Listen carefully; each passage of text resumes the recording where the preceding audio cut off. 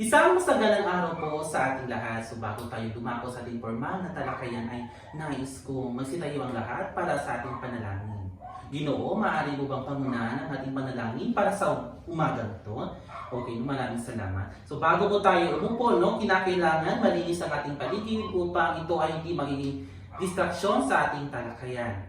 Binibini, may lumiban pa sa araw na ito o magaling sapagkat walang lumiban. Para ang lahat ng mga mag-aaral, ang papakinggan nilang paksa ay alam nila ito. At kung dadako na tayo sa pagsusulit, ay may alam sila. Okay, maraming salamat. So, sa araw na ito, magpapakilala ko muna ang aking sarili. Ako po si Ginoong Romil Emariano, ang magsisilbing guro ninyo sa araw na ito. Ngunit bago iyan, ay mayroon po tayong nakadaang at inyandang layunin. Ang layunin na ito ang siyang magsisilbing nating gabay sa ating talakayan. Aking mga mag-aaral, narito po ang ating layunin para sa araw na ito. Ginoong, maaari mo bang basahin ang ating layunin? Okay, maraming salamat, maaari ka nang umupo. So, muli po ang ating layunin para sa araw na ito ay una, natutukoy ang kahulugan ng pang-uri. Pangalawa, nagagamit ang pang-uri sa loob ng pag-usap. At panghuli, nagkagagawa ng pagsubok gamit ang pang-uri sa loob ng pag-uusap. Bago tayo dumako sa ating formal na talakayan, nais kong mag-isip kayo ng 5 mga salita na siyang tumutukoy sa inyong katabi. Bibigyan ko lamang kayo ng 1 minuto para sa gawain ito. Okay, natapos na po ang ating 1 minuto. Ngayon naman ating papakinggan si Binibini. Ano ang iyong nabuong salita na tumutukoy sa inyong katabi? Okay, maraming salamat. Bigyan po natin siya ng 3 bagsak. Maraming salamat, Binibini. Sadyang napakagaling ang iyong naisagot. Ikaw naman, Ginoo, ano ang iyong nasagot? Base sa narinig mo sa iyong katabi? Okay, maraming salamat, Ginoo. So sadyang napakagaling talaga ng aking mga mag-aaral mo. Magaling at mayroon kayong mga naisagot. Ang lahat ng iyong mga sagot ay tama. At itong mga naisagot ninyo ay may kinalaman po sa ating formal na talakayan sa araw na ito.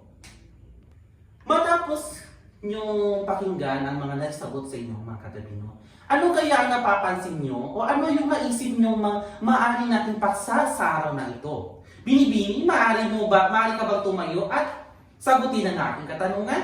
Okay, maraming salamat. Ang paksang ating tatalakayin sa araw na ito po ay patungkol sa pang-uri. Ngunit, ano nga ba ang pang-uri?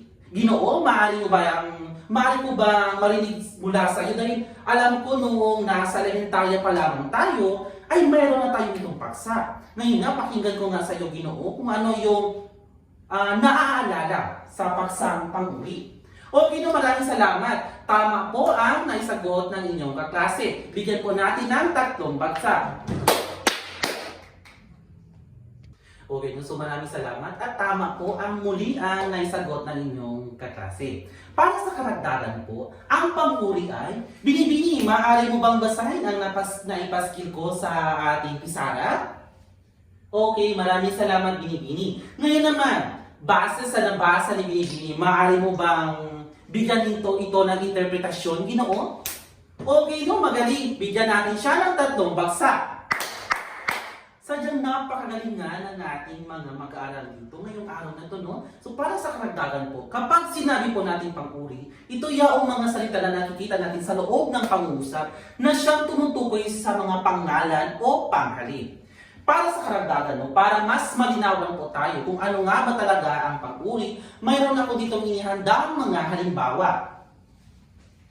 Sandali lang.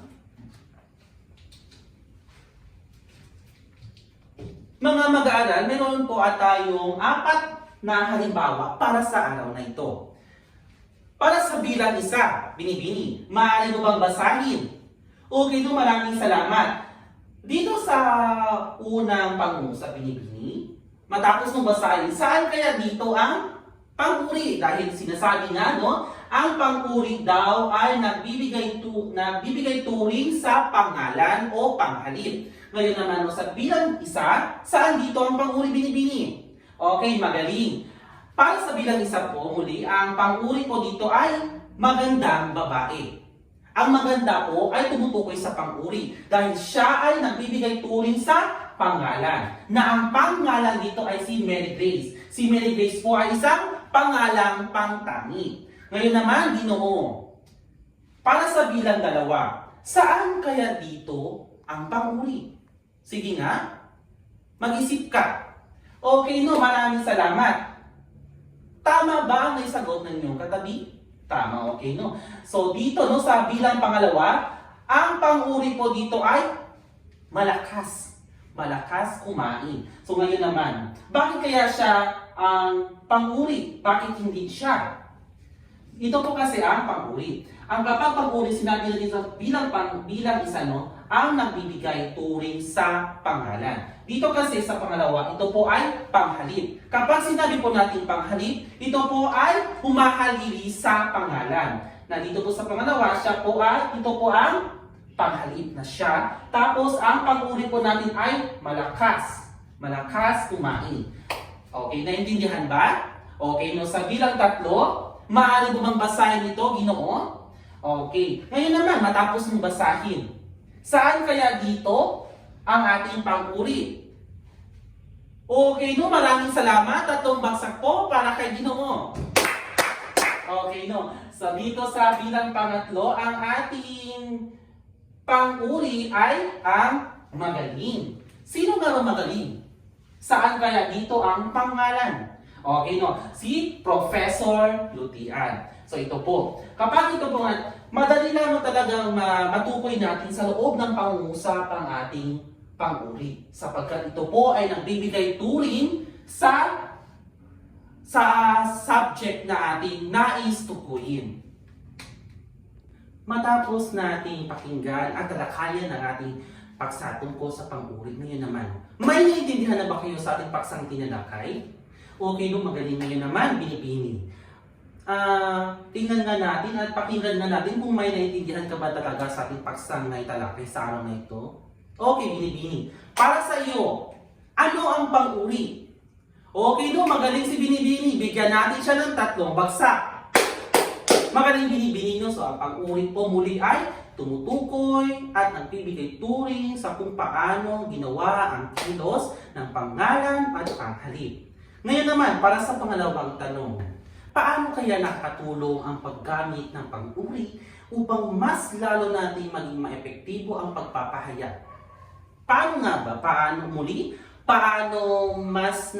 nakakatulong ang pang-uri sa mas epektibong pagpapahayag? Okay, no, Ginoo, maaari ko bang marinig mula sa iyo ang sagot para sa tanong bilang 2? Okay, no, magaling. Ikaw naman, Binibini. Ano ang maaari mong may sagot sa katanungan bilang 2? Okay, no, magaling, no? Palakpakan po natin ang ating mga sarili. So para sa karagdagan po, no, ito ay nakakatulong upang mas malalim po natin at mas epektibo po natin maipahayag kung ano ang nais nating ipahayag para sa mga mambabasa at tagapakinig. Okay, no, so maraming salamat. Magaling mga mag-aaral, no, dahil alam kong may mga natutunan na kayo sa paksang ating tinatalakay ngayong umaga na to. O ngayon, no. So magkakaroon muna tayo ng pangkatang gawain. Ito yung magiging pangkat 1 at pangkat 2. Ngayon, no, bibigyan natin ng pangalang inyong mga pangkat. Para sa pangkat 1, ang pangkat alab. Para sa pangkat 2, ang pangkat alon. Narito ang ating panuto para sa gawain ito. Binibini, maaari mo bang basahin ang ating panuto? Okay, no, magaling, no? So dito, no, gamit ang e-chart nga daw. Ito ang e-chart. Ibigay ang gamit at tungkulin ng pang-uri. Dito, no, ito ang magiging puntos para sa pangkat 1 at puntos naman para sa pangkat 2. Kung inyo pong mapapansin, ang inyong mga bulaklak ay mayroon ng mga bubuyog. Dito, ang kinakailangan nyo ay sa loob, habang ginagawa nyo ang gawain, kinakailangan magtulungan ang bawat miyembro. Kinakailangan hindi lamang ang leader ang siyang gumagawa sa ating gawain. Kapag makita ko kayo lumalabag dito, ay matatanggal ang inyong mga bubuyog. At ito pa, ito ay lilipat sa kabilang grupo na siya magiging dagdag puntos para sa kanila. Kung inyong makikita, mayroon po tayong isa pang bubuyog sa itaas. Kinakailangan, no? Muli, partisipasyon sa grupo, huwag magsalita kung hindi kinakailangan at pakikipagtulungan ang siyang ating puhunan. Bibigyan ko lamang kayo ng 5 minuto para sa gawain ito. Okay, simulan na.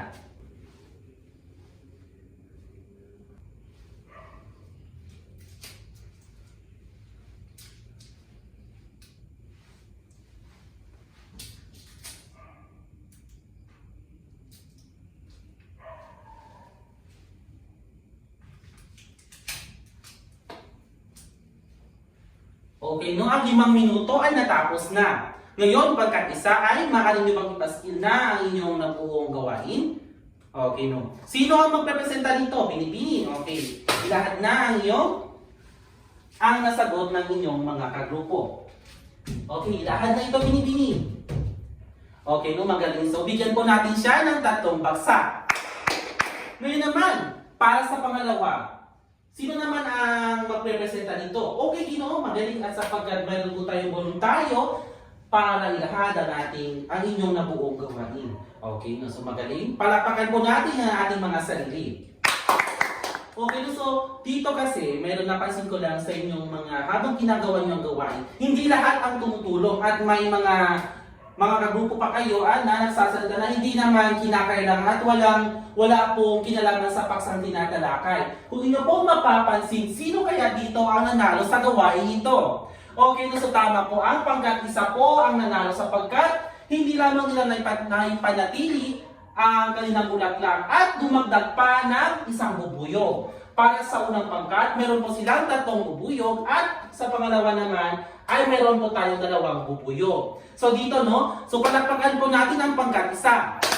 So sila po ang nanalo para sa ating gawain na ito. Ngunit, itong mga ito ay siyang sinasabi natin, motivasyon lamang para sa inyo upang lalo po kayo makinig. Ngunit, no, mas mahalaga pa rin, mga mag-aaral na, habang nagsasalita ang guro, ay makinig po tayo ng maayos sa kanyang tinatalakay at pakinggan din ang opinyon ng inyong mga kaklase upang mas maintindihan po natin ang paksang tinatalakay po natin sa araw na ito. Ngayon, no, upang mas lalo nating malaman kung naintindihan na ba ng bawat isa ang paksang tinatalakay natin ngayon, no? Nais kong kunin ang inyong lecture notebook at basahin ang ating panuto ng sabay-sabay. Okay, na, so magaling, no? So muli, ang panuto po natin ay nais na gumawa ng 5 pangungusap sa lubuhitan at ipaliwanag ang bawat salitang may pang-uri. So klaro naman siguro, no, bibigyan ko lamang kayo ng 3 minuto para sa gawain ito. Okay, do. So ang 3 minuto po ay natapos na. Ngayon, no, bago po natin ipasa ito sa akin, no, nais ko munang marinig ito sa ilan sa inyong mga mag-aaral. Okay, binibini. Binibini na sa likod, maaari ka bang tumayo at pumunta dito sa harapan at basahin ang inyong nabuong gawain. Okay, so palakpakan po natin si Binibini, 3 bagsak para kay Binibini. Ngayon naman, Ginoo, maaari bang pumunta dito rin sa harapan at pakinggan na namin kung ano ang inyong nabuong gawain. Okay, bigyan po natin siya ng 3 bagsak.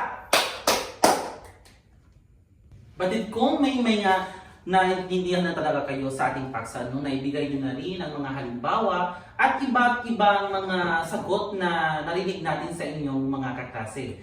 Ngayon, no, nais kong kunin ang inyong mga ballpen lamang. Ballpen lamang ang aking nais makita sa inyong mga upuan at wala ng iba. At ihanda ang inyong mga sarili. Mayroon na po ako dito hinihandang mga exams na inyo pong sasagutin. Dito, makikita natin kung sino-sino nga ba ang nakaintindi sa ating paksang na italakay. Okay, Binibini, pakipasa na sa inyong mga katabi.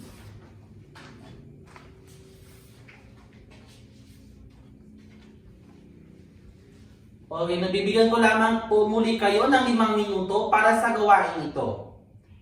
Sagutin ng tahimik. Okay, ang 5 minuto po ay natapos na.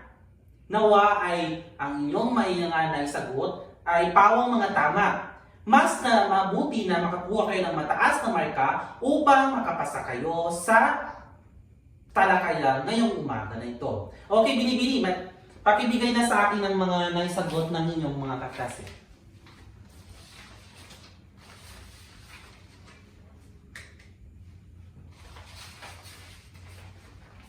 Okay, magaling. Magaling aking mga mag-aaral. So magaling mga mag-aaral, no? Nawa ang mga nasagot nyo kanina ay pawang mga tama at makakuha kayo ng mataas na marka para makapasa. Ngayon, no, ayusin na ang kanin ng inyong mga upuan. Ayusin na, pakipulot na yung mga basura, Gino. Nakikita ko dyan. Okay, magaling, no? So umupo ng maayos, umupo ng matuwid. Okay, bago ako lilisan sa klase na ito, no? Nais kong kunin ang inyong lecture notebook at pakinggan ng mabuti ang aking bibigkasin upang may sagot kayo pagdating sa bahay at may presenta kayo sa akin sa susunod nating pagkikita. So para sa inyong kasunduan dito, class, makinig. Nais kong magtala kayo ng higit sa 5 mga pangungusap na may iba't ibang uri ng pang-uri. Dahil yun po ang ating magiging paksa sa susunod nating pagkikita. Okay, maliwanag ba? Okay, magaling. So palagpakan po natin ang ating mga sarili. Okay, so dito sa umagang ito, ako po ay nagpapasalamat dahil kayo po ay nagkaroon ng partisipasyon sa ating gawain sa umagang ito, no?